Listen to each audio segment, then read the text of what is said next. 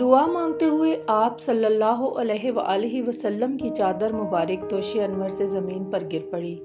اور آپ پر رکت طاری ہو گئی، یہاں تک کہ آنسو جاری ہو گئے۔ حضرت ابوبکر صدیق رضی اللہ تعالیٰ عنہ آپ کے یار غار تھے۔ آپ صلی اللہ علیہ وآلہ وسلم کو اس طرح بے قرار دیکھ کر ان کے دل کا سکون و قرار جاتا رہا۔ انہوں نے چادر مبارک کو اٹھا کر آپ صلی اللہ علیہ وآلہ وسلم کے مقدس کندھوں پر ڈال دی اور آپ صلی اللہ علیہ وآلہ وسلم کا دست مبارک تھام کر بھرائی ہوئی آواز میں بڑے ادب کے ساتھ عرض کی کہ حضور صلی اللہ علیہ وآلہ وسلم اب بس کیجئے، اللہ تعالیٰ ضرور اپنا وعدہ پورا فرمائے گا۔ اپنے یار غار صدیق جان نثار کی گزارش مان کر آپ صلی اللہ علیہ وآلہ وسلم نے دعا ختم کر دی اور نہایت اطمینان کے ساتھ پیغمبرانہ لہجے میں یہ فرمایا، ان قریب کفار کی فوج کو شکست دے دی جائے گی اور وہ پیٹھ پھیر کر بھاگ جائیں گے۔ ناظرین، قرآن کہانیوں کے سلسلے کا ایک اور قصہ حاضر ہے جو کہ جنگ بدر میں مسلمانوں کی قلیل تعداد کے باوجود فتح مبین حاصل کرنے کا واقعہ ہے۔ واقعہ کچھ یوں ہے کہ جنگ بدر کفر و اسلام کا مشہور معرکہ ہے۔ 17 رمضان 2 ہجری میں مکہ اور مدینہ کے درمیان مقام بدر میں یہ جنگ ہوئی۔ اس لڑائی میں تعداد اور اسلحہ کے لحاظ سے مسلمان بہت ہی کمتر اور پست حال میں تھے۔ مسلمانوں میں بوڑھے، جوان اور بچے اور انصار و مہاجرین کل مل کر 313 مجاہدین اسلام علم نبوی کے زیر سایہ کفار کے ایک عظیم لشکر سے نبرد آزما تھے۔ سامان جنگ کی قلت کا یہ عالم تھا کہ پوری اسلامی فوج میں 6 زرہیں اور 8 تلواریں تھیں اور کفار کا لشکر تقریباً 1000 نہایت ہی جنگجو بہادروں پر مشتمل تھا، اور ان بہادروں کے ساتھ 100 بہترین گھوڑے، 700 اونٹ اور قسم قسم کے مہلک ہتھیار تھے۔ اس جنگ میں مسلمانوں کی گھبراہٹ اور بے چینی ایک قدرتی بات تھی۔ حضور اکرم صلی اللہ علیہ وآلہ وسلم رات بھر جاگ کر خدا سے لو لگائے مصروف تھے کہ الہی، اگر یہ چند نفوس ہلاک ہو گئے تو پھر قیامت تک روئے زمین پر تیری عبادت کرنے والے نہیں رہیں گے۔ صبح کو حضور صلی اللہ علیہ وآلہ وسلم نے آیات جہاد کی تلاوت فرما کر ایسا ولولہ انگیز واعظ فرمایا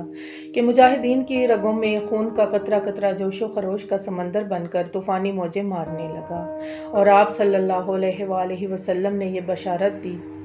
اگر صبر کے ساتھ تم مجاہدین میدانی جنگ میں ڈٹے رہے تو اللہ تعالیٰ تمہاری مدد کے لیے آسمان سے فرشتوں کی فوج بھیج دے گا۔ تو پھر ایسا ہی ہوا۔ 5000 فرشتوں کی فوج میدان جنگ میں اتر پڑی اور میدان جنگ کا نقشہ ہی بدل گیا۔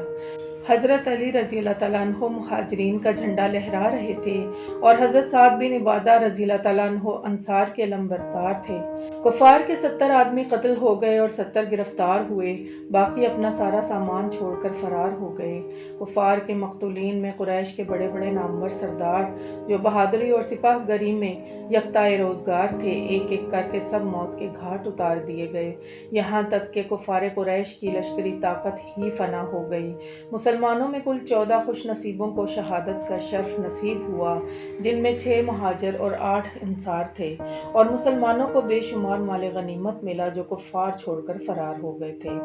اللہ تعالیٰ نے جنگ بدر اور فرشتوں کی فوج کا تذکرہ قرآن مجید میں ان الفاظ کے ساتھ فرمایا ہے، سورہ آل عمران پارہ 4، اور بے شک اللہ نے بدر میں تمہاری مدد کی جبکہ تم بالکل بے سر و سامان تھے،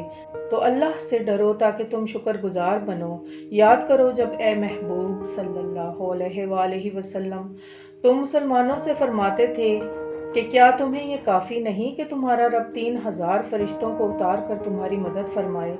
ہاں کیوں نہیں، اگر تم لوگ صبر و تقویٰ کرو اور کافر اسی دم تم پر آ پڑیں تو تمہارا رب تمہاری مدد کو 5000 فرشتے نشان والے بھیجے گا، اور یہ فتح اللہ نے تمہاری خوشی کے لیے دی ہے اور اس لیے کہ تمہارے دلوں کو چین ملے، اور مدد تو صرف اللہ ہی کی طرف سے ہے جو غلبے والا اور حکمت والا ہے۔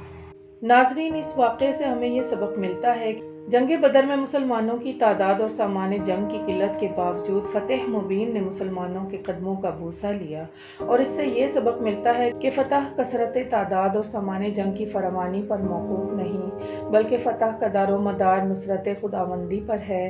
وہ جب چاہتا ہے تو فرشتوں کی فوج آسمان سے میدان جنگ میں اتار کر مسلمانوں کی امداد و نصرت فرما دیتا ہے اور مسلمان قلت تعداد اور سامان جنگ نہ ہونے کے باوجود فتح مند ہو کر کفار کے لشکروں کو تہس نہس کر کے فنا کے گھاٹ اتار دیتے ہیں، مگر اللہ تعالیٰ نے اس کے لیے 2 شرطیں رکھی ہیں، ایک صبر اور دوسرا تقویٰ۔ اگر مسلمان صبر و تقویٰ کے دامن کو تھامے ہوئے خدا کی مدد پر بھروسہ کر کے جنگ میں اڑ جائیں یا کسی بھی کام میں، تو انشاءاللہ تعالی ہمیشہ اور ہر محاذ پر فتح مبین مسلمانوں کے قدم چومے گی اور کفار شکست کھا کر راہ فرار اختیار کریں گے یا مسلمانوں کی مار سے فنا ہو کر فن نار ہو جائیں گے۔ بس ضرورت یہ ہے کہ مسلمان صبر و تقویٰ کے ہتھیاروں سے لیس ہو کر خدا کی مدد کا بھروسہ کر کے کفار کے حملوں کا مقابلہ کر کے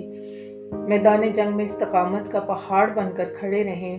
اور ہرگز تعداد کی کمی اور سامان جنگ کی قلت و کثرت کی پرواہ نہ کریں، کیونکہ فرمان خداوندی ہے کہ مدد فرمانے والا تو بس اللہ ہی ہے۔ سچ کہا ہے کہنے والے نے، کافر ہو تو شمشیر پہ کرتا ہے بھروسہ، مومن ہو تو بے تیغ بھی لڑتا ہے سپاہی۔